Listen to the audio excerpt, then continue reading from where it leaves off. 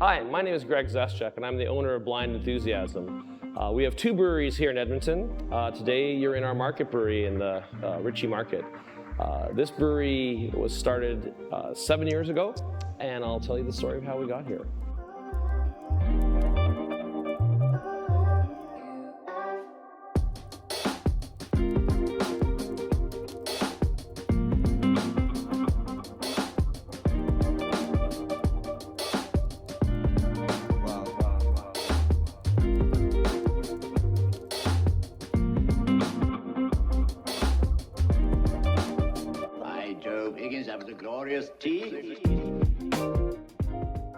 I'm a native Edmontonian. I was born here in Edmonton, lived most of my life here.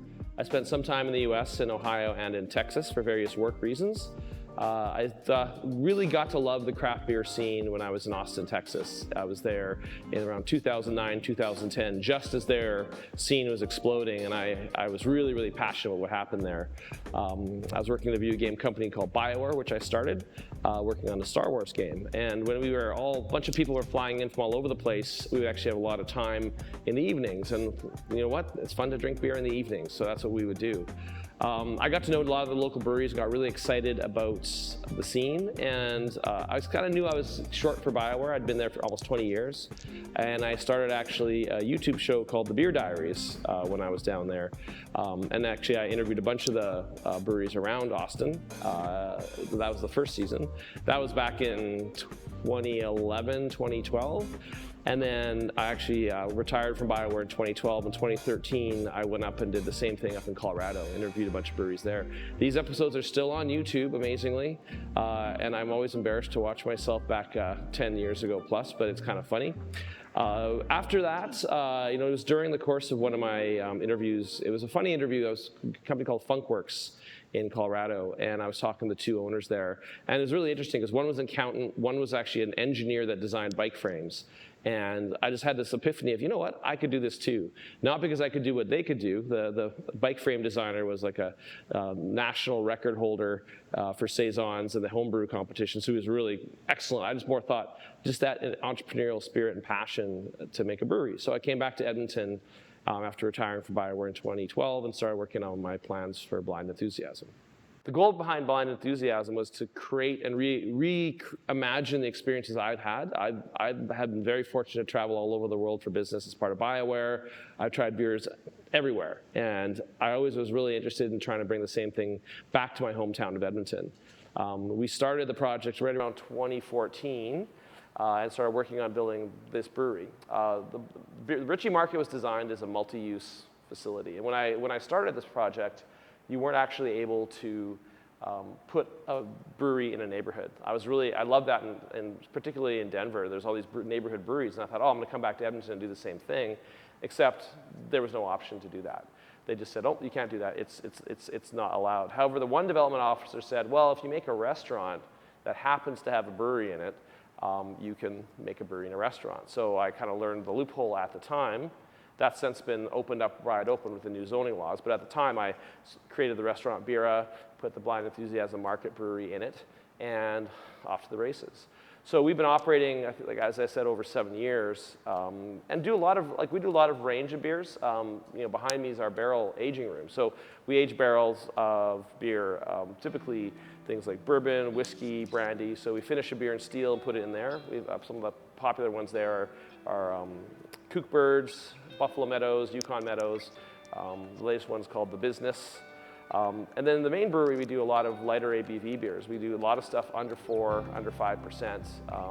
Because we have a restaurant, we make beers that go well with food. So we're not making giant hoppy beers, but we are making a lot of beers that are delicate, complex. A lot of German and English style beers. Always with a twist though, we seldom follow the actual straight up style guides. We actually like to put our own twist on things, and in a lot of cases, dropping the ABV down. The restaurant Bira is an award-winning restaurant. We've been on the top 100 restaurants in Canada multiple times, once again this past year. So when we started out to make this brewery and this restaurant, we didn't really have a clear vision. We hired a chef named Christine Sanford, and she had a very clear vision of what she wanted to do for the restaurant. And so we let her run with it, and the results have been amazing. She's since moved on to France, but we now have a new chef that's picked up the baton, doing an incredible job. You know, we have great brunch, you know, dinners are amazing, and of course happy hours in the afternoons on the patio are fabulous. So one of the fun things that happened the last 2 years has been the creation of Happy Beer Street. I was fortunate enough to be part of that initial conversation, not the very first one. Someone else came up with the fun name, but then we actually talked about forming it.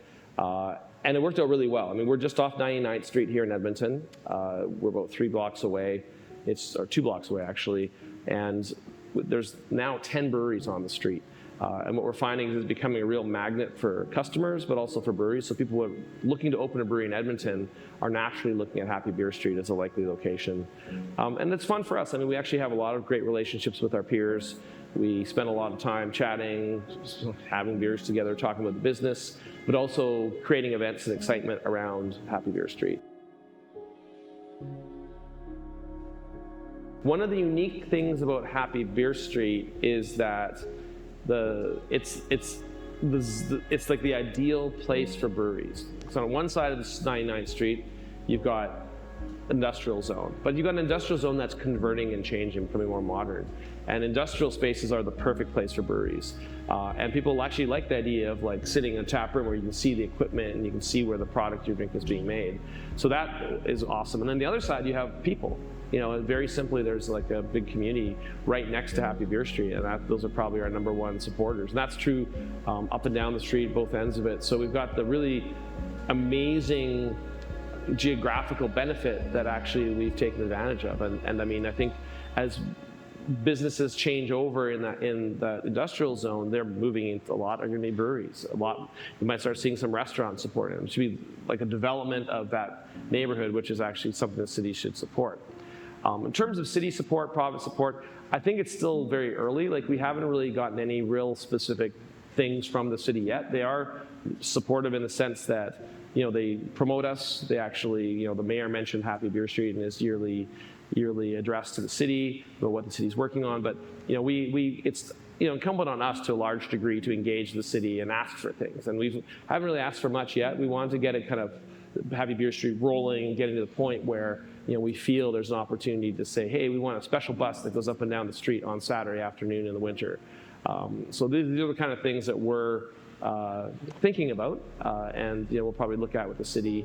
And, you know, as it grows, it's something that should get supported because people will sort of see the benefit it brings to Edmonton.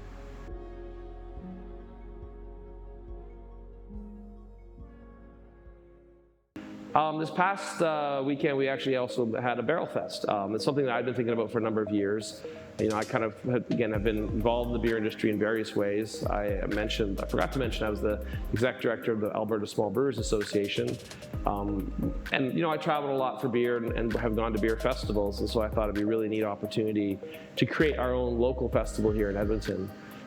I want to focus also specifically on barrel beers. So educating folks about the difference between barrel aging, you know, where you put beer from steel into wood to finish it off, or barrel fermenting, where you actually ferment in the wood itself. That's largely what we do at the Monolith, is barrel fermenting. Here at the Market Brewery, we do barrel aging. Barrel Fest was actually, you know, ended up being a huge success. We've sold out. Everyone had a great time. A lot of the beer was drunk, and the brewers were incredibly happy. They had a chance to talk to customers, really have an opportunity to engage with very knowledgeable and passionate fans. So I think everyone had a really great time.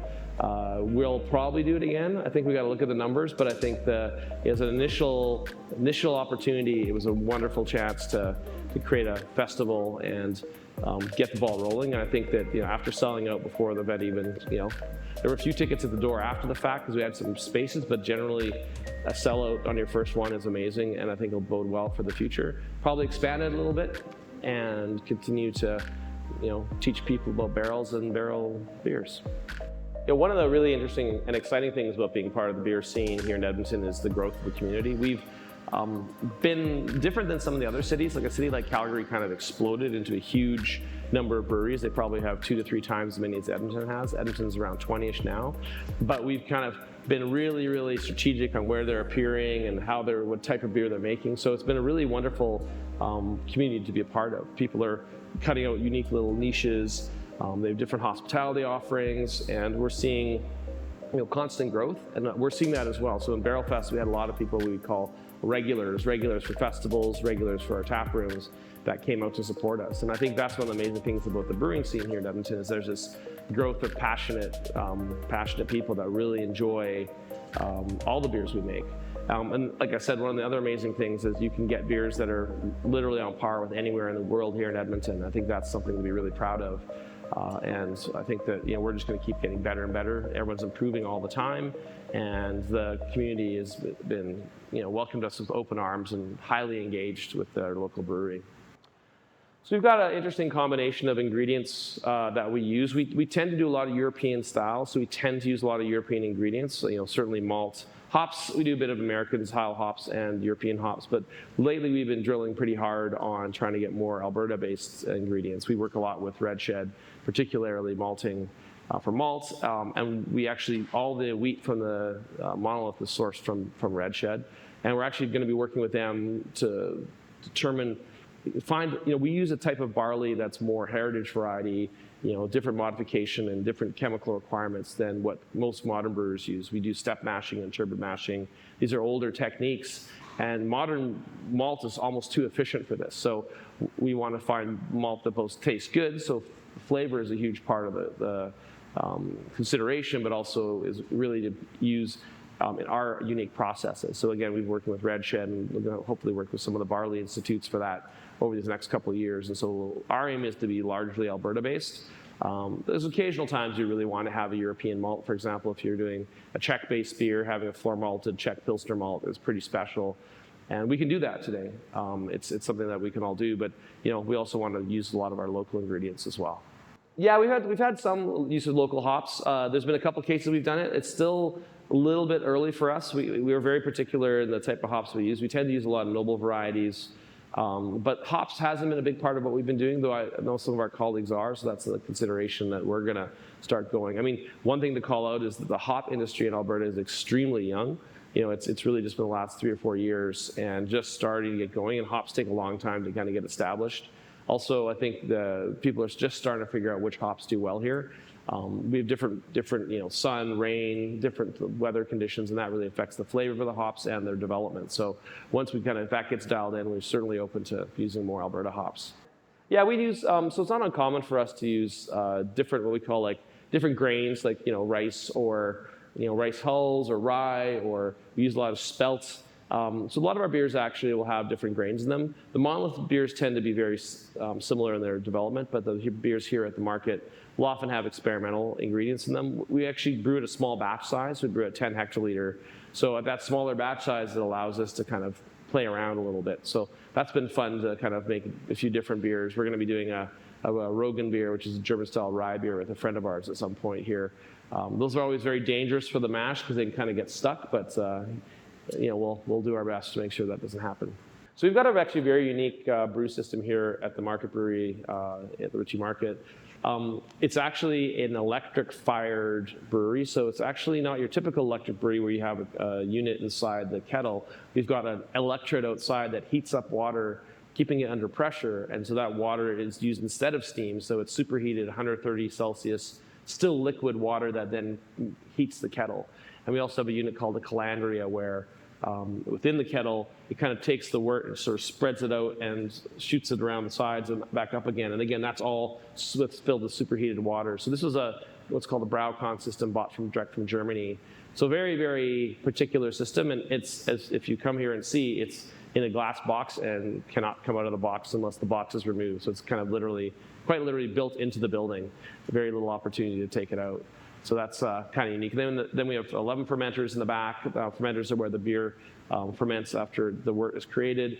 And then we have a bunch of serving tanks. The other unique feature we have about the room here at Bira is there's serving tanks full of beer behind the bar. And they obviously make a very obvious impact with these big giant silver tanks behind the bar. And a lot of the beers you're having are direct from those tanks. And what's cool about that is it maintains the freshness. It never actually leaves the system. It goes from the brewing, from the kettle to the fermentation tank right into the serving tank, so it never touches oxygen, never sees the outside air. So really positive approach. Brew house here. Brew house, of course, where we make the beer initially. couple little call outs. So if you look up, we've got that clear tube up there, and that's the grain comes from the back, and it pulls this, it's called a chain disc, pulls the grain from the back, and the stainless steel tube shoots the beer back to that side. So in here, this is the brew house. It's a Browcon system, 10 hectoliter, very unique system. This right here is an electrode that actually heats up water under pressure and is used to heat the system. This is the lauter tun. The lauter tun is where we actually effectively like filter the wort into the final wort that goes into the kettle. This is where we mash. So the mash is the initial part of the process where you mix water and grain and heat it up at different levels to convert it into wort. And it's also the kettle where we add the hops and finish the boil. Once it's done boiling, it comes over here to the whirlpool. Whirlpool literally is a whirlpool. It spins the beer in a whirlpool format that actually takes all the hop particles and makes a cone in the center so that when you actually run it through this guy, which is the heat exchanger, when you're cooling the beer, it is less particulate matter. And then there's tons of tubes all over the place that actually send the beer to the back through the building. Only other call-outs here, this manifold is where we oxygenate the beer. You need to add a little bit of oxygen before you ferment it. And this is what's called a hot liquor tank right here. It's basically hot water that's brewing process water. So that's kind of the brew house area. All right, so we'll walk back to the fermentation space. So in our brewery, the fermentation space is past the kitchen. And so we kind of go through the kitchen. We'll go through the beer kitchen here. You always yell corner, corner as you go through so I don't run into people with hot plates. We'll run through the kitchen all the way to the back. This is the fermentation space. So fermentation space here at the Market Brewery, we have 11, walk over this way, these are fermentation tanks, these ones with the cones. These are where the wort ferments into beer. We add the yeast and ferment here. If you come around, watch your step here carefully, you'll see this sort of gives you an idea of like we got this sort of like little alley of fermenters. In the back corner there is our hop gun. That's that guy there. Hop gun is used, we don't have a port to put hops in the tank, so if we want to dry hop a beer, which is fermenting or adding a hops to a fermenting beer, the hop gun is what we use. So then we got a nice fun bubbling beer there. That was made on Friday. That's the collaboration for Happy Beer Street, the Cross Canada collab. So bubbling is good in the brewery. It makes you happy when it's supposed to be bubbling. Rest of the stuff is, it's like a little bit more mundane. Like we have like cleaning, keg cleaner down the far end. This is sort of the cleaning unit. Then back over here, we've got our grain handling. So grain handling and also milling. So milling is the process by which we crush the grain. So we have, these are specialty grains. So this is a little room full of specialty grains and odds and ends. And so this old German mill still is getting the job done. And underneath you can see there's the chain disc system that then transfers the grain. So we mill it here and transfers it up to the front. So real simple little system. It works great for us. We just dump the bags in and off it goes. One of the really important things that we do a lot with our colleagues is doing collabs. So working with other breweries, making beers together. And we've done a number of collabs actually here in Alberta where we do almost like a back and forth. Like we just did one with Blind Man a short while ago where we use the same ingredient set. They brewed it at their brewery and we brewed it at our brewery, and we both sold the same beer side by side. And they were very different in their character, both unique and delicious. This is something we've done like multiple breweries across Alberta. We actually just did a collab for Happy Beer Street, all the traveling breweries, Category 12, Nokomis, Two Crows, and Lowlife. We call Cross the Country Collab, which is going to be a barrel-aged beer that's we all worked on this past Friday. So collabs are really important for, I think, one side is like the marketing side where, you expand your scope and more people learn who you are. But the other part of it that's really significant is just building relationships and friendships with other breweries. Like we find, we actually had a wonderful weekend hanging out with the guys from out of town. And we actually talk a lot of business. We talk about sales strategies, product ideas. We talk about, beer recipes and like how we like to do certain things. We try each other's beers. That was a really fun part of what we did. And had a great time hanging out and, chit-chatting.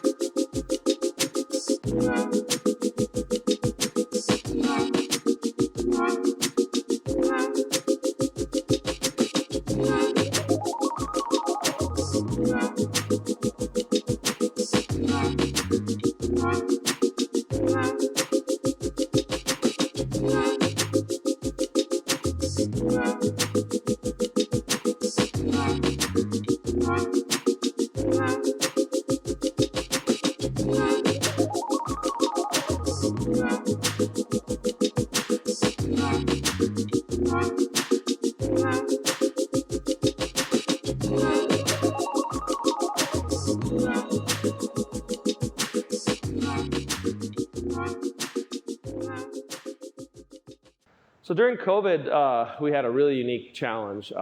As a brewery, our number one customer was our own restaurant. So that was a huge blow, because if your main customer also is shut down, that's it's pretty tough. So we actually very quickly moved to canning. So there's a mobile canning company called Vessel that came in and started canning our beers. And we literally had beer in tank with no home. And we're like, we don't know what to do with it. So we started canning it. And it actually has turned out really well. So we can about 6 times a year, 6 to 8 times. Multiple batches. So that's kind of been one outlet for us in terms of selling volume. Other pivots were interesting, like with the restaurant shutting down, Bira created something called Bira boxes, where they put together a charcuterie package of cheese and meat and bread, freshly baked focaccia, and we would put beer in there. So we would sell these Bira boxes, and this was back in the early days of COVID, particularly, where folks were literally at their homes. So we would, drive around and deliver Bira boxes, and big smiles on their faces when their beer and food arrived. That was a lot of, on one hand it was fun, because it was fun to do something different, but on the other hand it really sucked, because the business, even with those kind of stopgap measures, it wasn't what it once was. And I think it took a couple of years, even after COVID, that first year after COVID was still a little tough. And now we're kind of getting back into a more normal swing of things, but the first year was very challenging.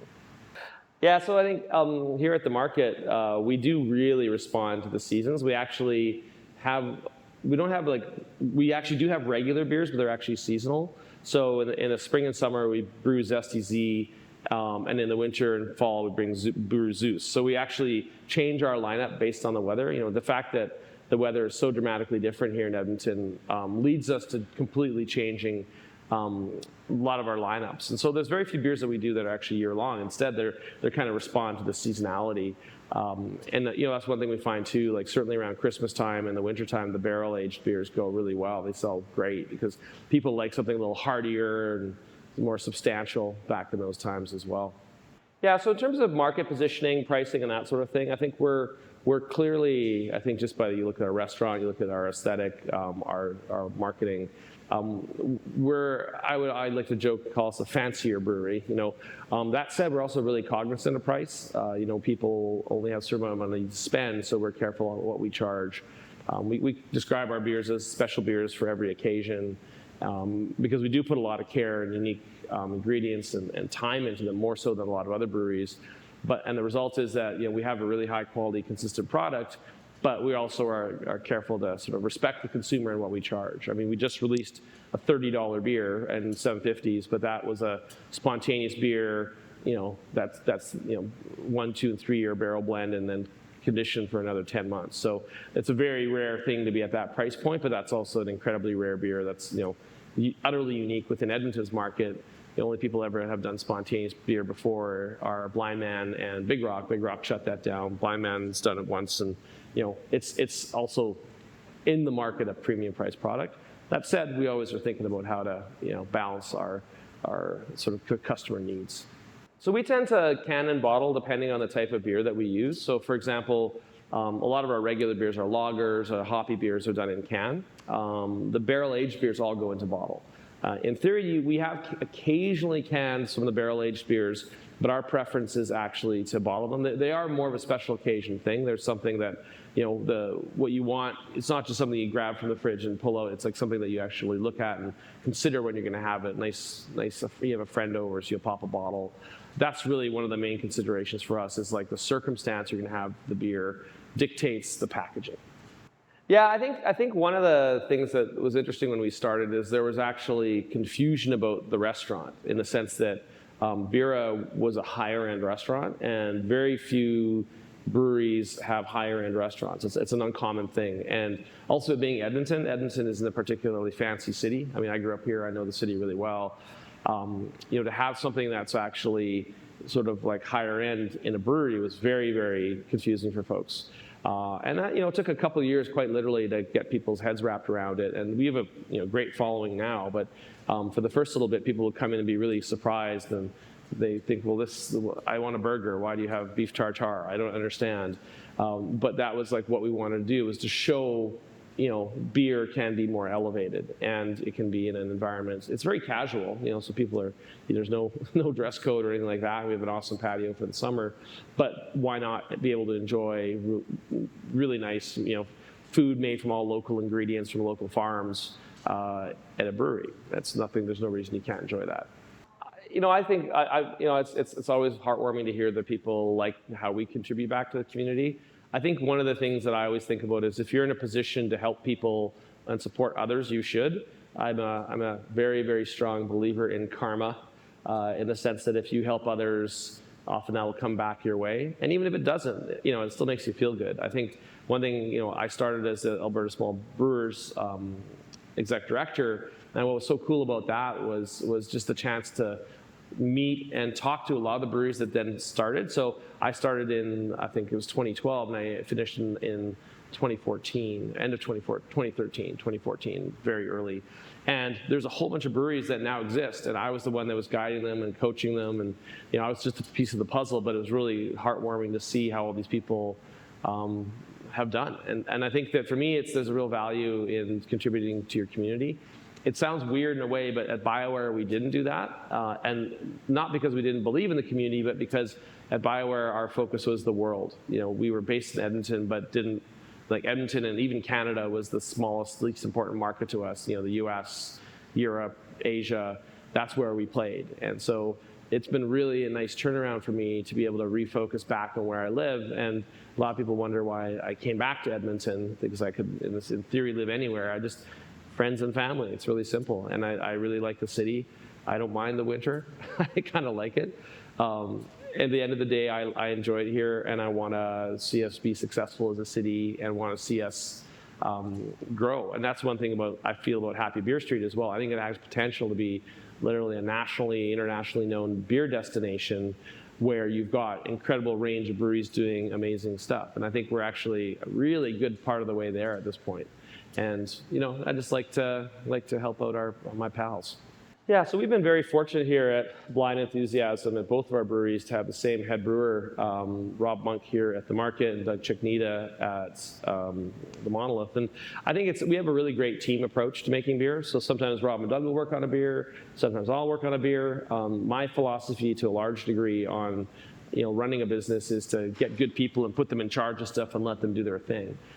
That said, so Rob runs his brewery, Doug runs his brewery. One of the things we do is often provide feedback and support. And like I said, it's a very open conversation. Our goal is to make as much beer as fast as possible, but also to sort of support them with knowledge of what they should be making. So it's kind of been fun for me as a brewery owner. I get to try a lot of stuff. I can put feedback in if I want, but a lot of times I'm letting the head brewers run with what they want to make, but also fitting that into the business context that works for us.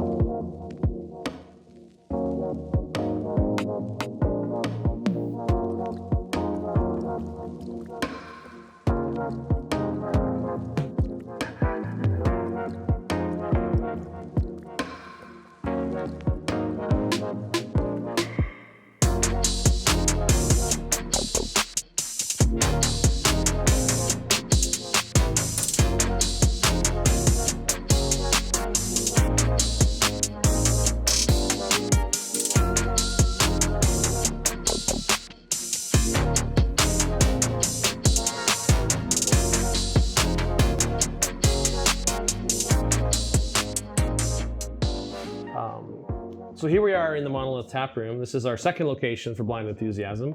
The Monolith is a brewery dedicated entirely to fermentation in barrel, via mixed fermentation when we actually put our microbes in, or spontaneous fermentation where we use the air of the neighborhood around us to ferment our beer. We add nothing to it and it turns into delightful beer. This brewery has been operating just over 6 years, and it's been funny because we haven't been open for that long in terms of the public. The tap room has only been open 1.5 years. Because it takes so long to make the beer here. The minimum we'll usually keep beer in barrel before we package is about 1.5 years, and beer can stay for up to 4 years. So we've got beers that have been fermenting, for 4 years, 3 years. We've actually just recently did a spontaneous blend with all 4-year-old barrels. And the longer it gets in barrel, the more complex, the more savory it becomes, to be a little less fruit character. So really the vision of the Monolith was to do these really, really unique beers here in Edmonton at a production scale. This is also something that's very seldom done anywhere. And in Canada itself, there's only a few breweries that do this. So we're among a unique bunch, and I think I would say with 500 punch-ins, those are 500-liter barrels, we're probably among the largest barrel programs in Canada as well. And the brew house is where we, take the grain, add the water, turn it into wort, which is then fermented into beer. Ours is very unique, this brew house. So for example, you're not going to see an item like this. This is called a Grant. This brew house is modeled after traditional Belgian breweries. We've actually got permission when Doug was working in Belgium. He got permission to measure and recreate a couple of the turn-of-the-century Belgian breweries. This is actually a modern incarnation. It's made by Specific Mechanical in Victoria. These controls are used to control the flow of the wort out of the mash tun and then into the kettle. So these all control different quadrants, so you can actually control how the water comes in and out, and also the wort. That's a decoction kettle or a secondary kettle for the liquid that comes out of the brewing process. We actually heat it up and denature the enzymes before we into the final kettle here.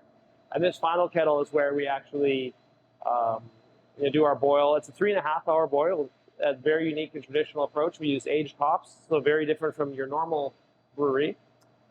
Typical brewing process 60 to 90 minutes, but in Belgium, 3 to 4 hours is common. So it comes out of there and goes into this, currently not fully put together, but this is called a hop back, where out of this tank where the hops are, it actually effectively filters out the hops into the bed, and out comes the wort.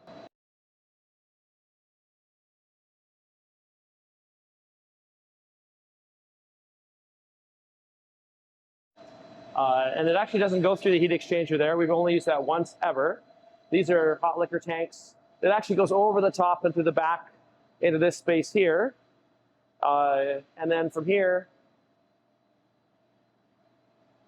when we're doing spontaneous brewing, it actually goes back to the tap room and up to the 3rd floor.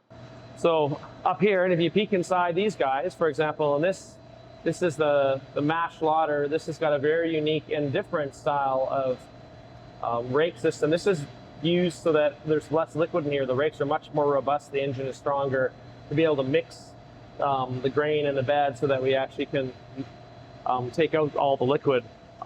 These two, this kettle, like I said, is the secondary kettle. Out of the sort of mash tun and the lauter comes some liquid in between steps. So we do multiple steps where we actually move the liquid from here to here and then move the kettle afterwards. And this is used to denature it, so we have a more complex wort at the end of the process. And nothing too fancy. This is a typical kettle, nothing too unusual. Always pretty and pristine inside. The guys are just cleaning right now, so it's actually getting cleaned as we speak. So that's it right there. This little area here is our barrel cleaning area. So this brewery works largely in barrels. Knowing that, we actually created a special space. It's enclosed so that all the contents of the barrels go into the drain below. Got special ultra durable floor. We actually roll the barrels up here. We have a steam generator that treats them with steam, and then we also have a spray ball that will clean the interior with a low pressure water stream. So it's a 2-phase process that we, between uses, we clean the barrels and put the fresh beer back into it, a fresh wort. Right here we have fruiting tanks. These 2 vessels are both actually full. One has peaches, and one has had apricots. I can't remember what's in this one now. Oh, one is plums and peaches. So these are about 3,300 liters in size. We put about 700 to 900 kilograms of fruit, then about 2,500 liters of finished beer that we blended and will actually ferment in there. And they'll ferment for roughly around 2 months typically. So if we come around this side, we've got some of our blending tanks and packaging tanks. So over here, we've got,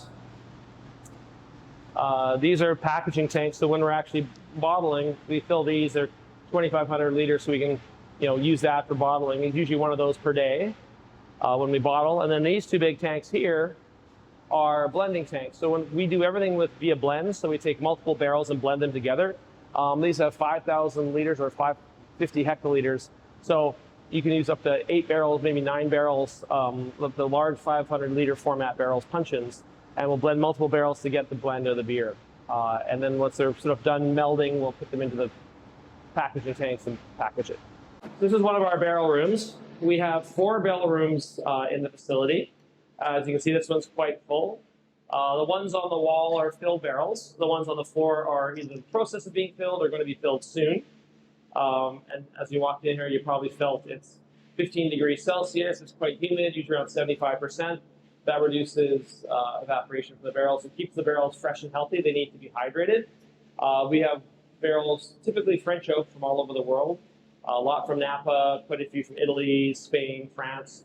So a whole range of barrels. We have brokers that bring them in for us. So this is a big range. And if you go walk down here, you'll also see some of our big Italian casks. So watch your step here. We got a little pipe.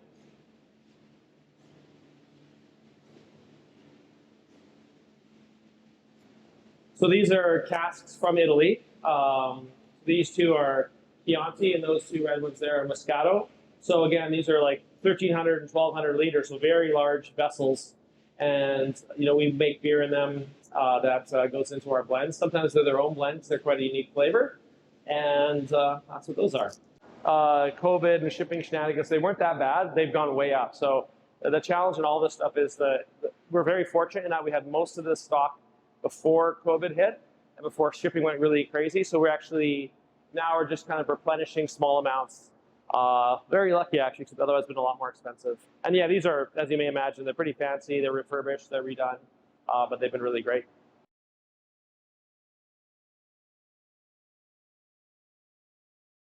We have one really unique thing here. So as I mentioned downstairs, we use aged hops. Typically in a brewery, you use, like modern brewery, use fresh hops, but we in fact use aged hops that are whole cone dried, and these ones are like 6 or 7 years old, and they actually sit in these bags for about a year, and these bags breathe and dry them out. So the idea behind this is that we actually have a very different flavor. They lose a lot of their pine and citrus notes, but they get a lot more like tea-like and more subtle. So we don't want that aggressive hoppiness in our beers, so we kind of particularly made that for that purpose. So these are all spontaneous barrels. So downstairs we looked at the M or the S, and the S is spontaneous. It means that's the beer that we do from using the air of the Edmonton area and the region here. So these are all similar as before, typically French oak from all over the world, but a very good collection of high quality 500-liter puncheons. We typically use the 500-liter barrels for the spontaneous.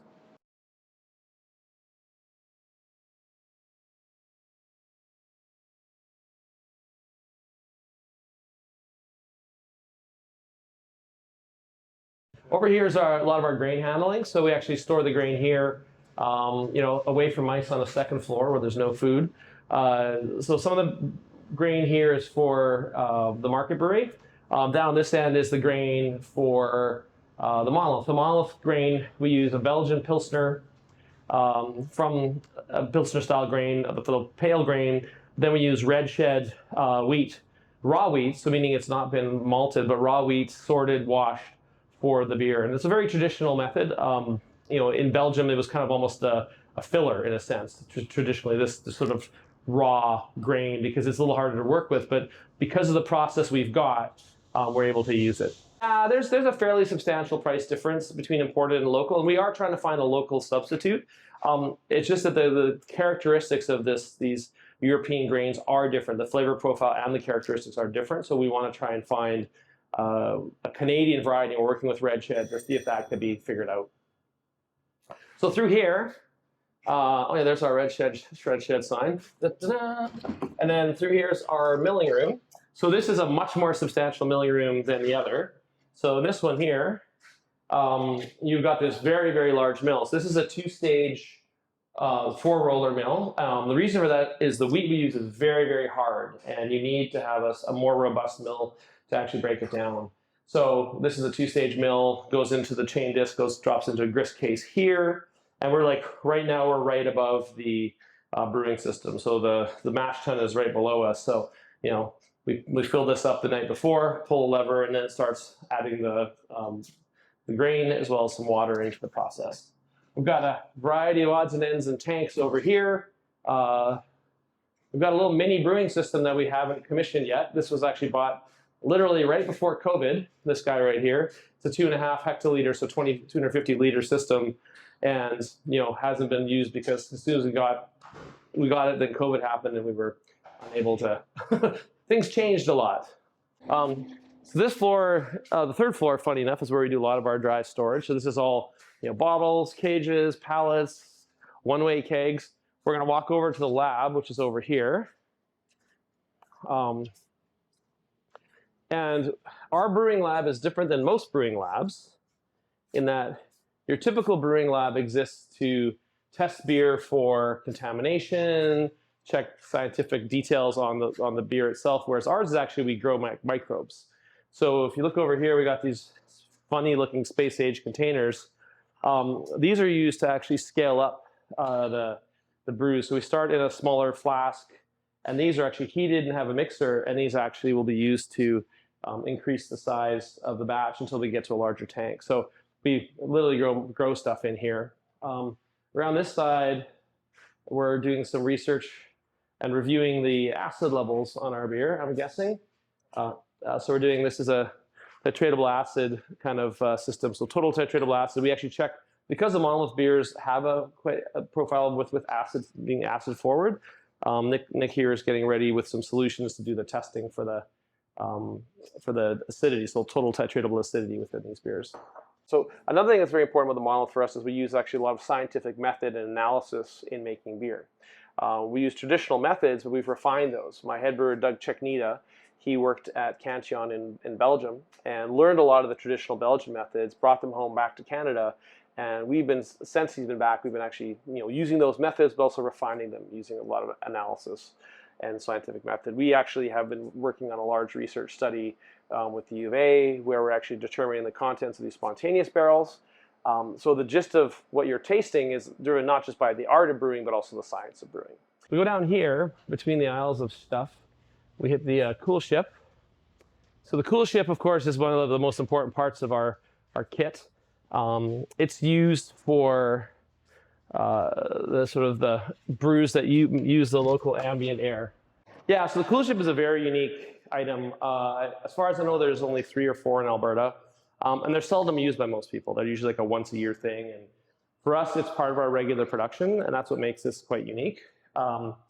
We actually, this fits about 2,800 liters of liquid, and when it's actually cooling, comes in at 95 Celsius, 97 Celsius, then we want it to be about 18 in the morning. We open up all the louvers, and the wind starts coming through. We actually have a ventilation system that pulls the air across, and as it evaporates, it loses about 300 liters of liquid, but then concentrates the wort, and the microbes start dropping in. And when it gets to about 30 or 40 degrees, they start surviving. And so by the morning, by 18, you know, we don't see anything, but there are microbes in there, and they're starting to do their stuff. And we literally take it right from there, right down to the basement, not the basement, the main floor. Take it right from here, right down to the main floor, put it into barrels, and 3 weeks later, it starts fermenting. So in the center there, for example, is a temperature probe.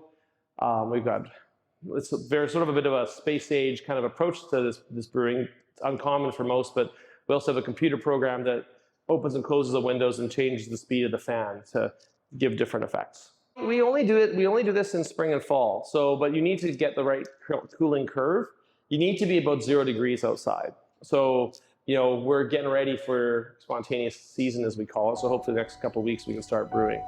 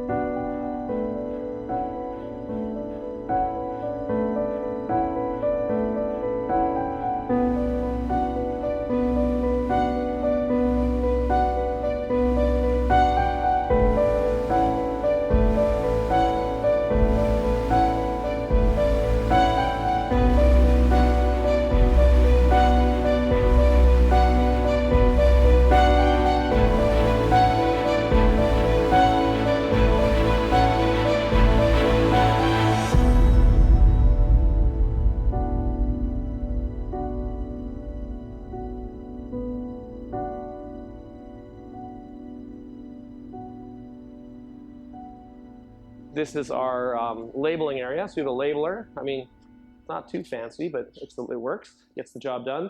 The labeler is used to, when we condition our beer, it sits actually in bins for about 10 months in most cases here at the Monolith, and then after that's done, we label it and package it up. We have a whole host of beautiful labels that we've had. This collection is getting bigger and bigger because we've been operating now for a few years. We've probably done 10 releases or 12 releases this year. Then the last thing we've got to show is this room here is our conditioning space. So once we package the beer, we put a little bit of sugar in it, and the naturally occurring microbes will ferment the beer, and it'll carbonate within the bottle. And that whole process that goes through a system of re-fermentation takes about 10 months. And as you can see, we've got a very full cooler of beer. So come on this side, you'll see all of our bottles these are bottles that are actually conditioning. So these are the kind of bins they sit in. Each of these holds 500. This is actually a system that's designed in France for use in wine and champagne. So we use this entire similar system, the same bottles, same bins. So it makes it really easy. And then once we've labeled it, we throw it in boxes and get ready to send it out. So that's the whole thing here.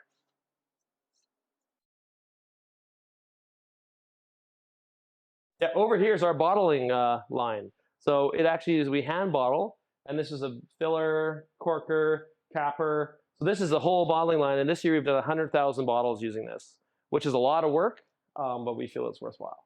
So kind of a small but powerful little system. We are getting a proper bottling system though, so it'll save us a lot of labor and time. Here in the tap room, we offer usually multiple bottle pours, a variety of our beers. We have a board of 4 drafts, 1 cask, traditional British hand-pulled cask. That's typically only on special weekends, and also up to 6 bottles for bottle pours. This gives people an opportunity to try a huge range of what we do. And going forward, we'll always have spontaneous beer by the glass, which is going to be, again, a rarity within Canada. You don't see this almost anywhere. The beers are also very unique. They're very fruit-forward, very complex. They live in a world almost between natural wine, beer, and cider. Definitely not your typical beer. On draft, we do have some of the beers from the market, usually a nice clean lager like Fab Hellas or Union Boys. And some degrees that provides a nice complement to the beers we make here.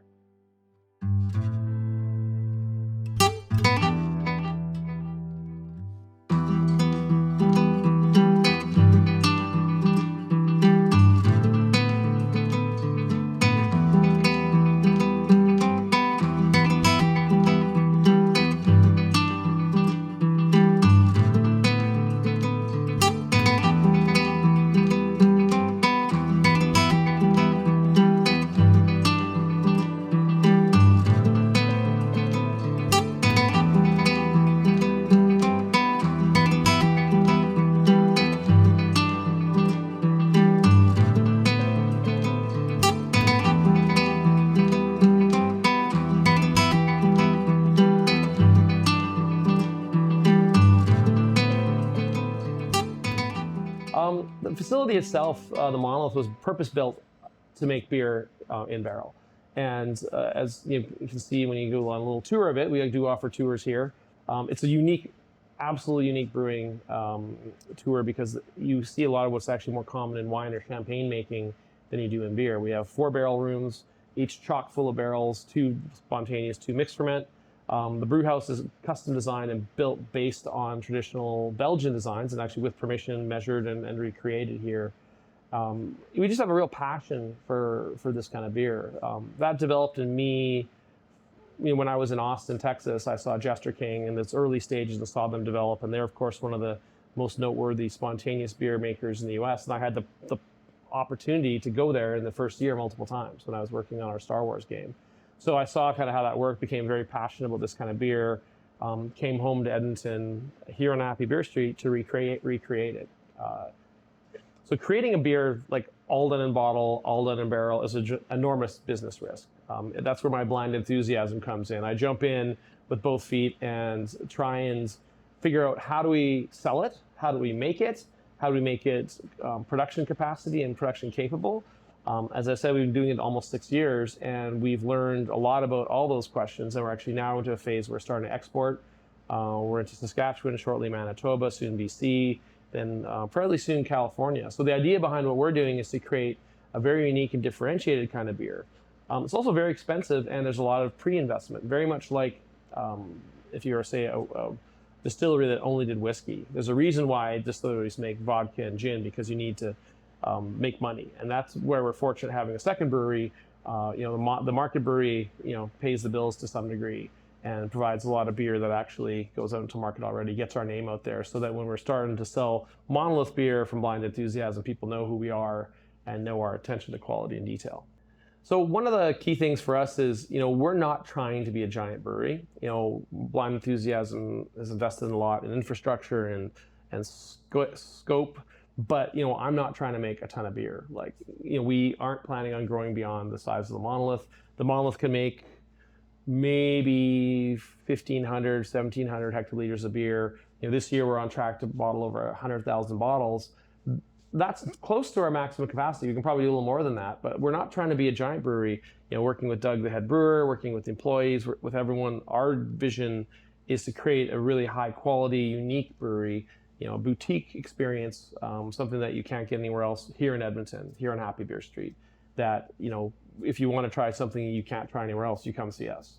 One of the really interesting things that happens in that regard is whenever brewers come to Edmonton or people from beer community, they always come to the Monolith because it is something you can't have in other places. We have people from San Diego coming up saying, I wish you built it down there because we just don't have this. We don't have this kind of brewery down there.